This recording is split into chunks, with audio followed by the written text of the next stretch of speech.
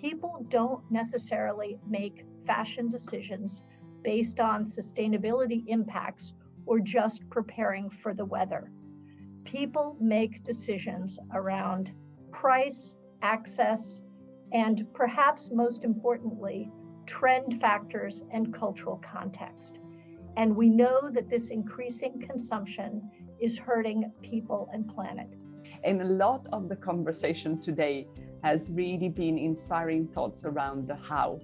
How can we transform our relationship with fashion, with our wishes, with our desires in such a way that they become more sustainable and more responsible? How do we, confront the magnitude of the consumption issue, but make it clear still that that shift has to exist with the policymakers, with big business, etc.? The problem of really compulsive consumption is much bigger than just the cheap part of the fashion industry. It's not just fast fashion. The entire fashion industry, for a start, is fast fashion. If you look behind the scenes and see how everyone's supply chain is set up, brands need to be responsible for what happens to their clothes in both directions. They need to be responsible for the way their clothes are made, and they need to be responsible for what happens to their clothes when they're thrown away. We have to think about sustainability in very different contexts. And when we speak about sustainability, we can say, please buy sustainable brands because they are too expensive for our economies.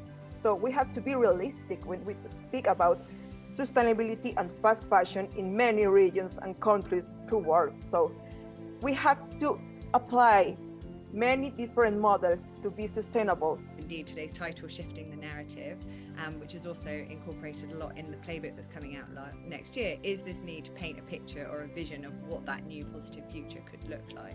These countercultures and really bizarre fads across history, they're evidence that we can actually come together and start this kind of new cult of some sorts, where we are more conscious and we are content with not necessarily less, but content with enough.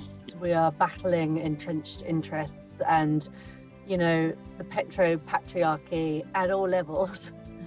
But the potential for us to signal our status through virtual experiences, to actually trick our status desires to be able to exhibit the things that we need to. We are status animals without the unfortunate side effects of consumption.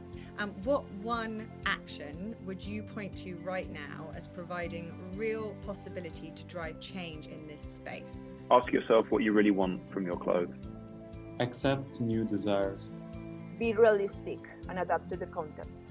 The journey that we go on to solve this, overconsumption, climate change, climate justice, etc., is as important as how we get there.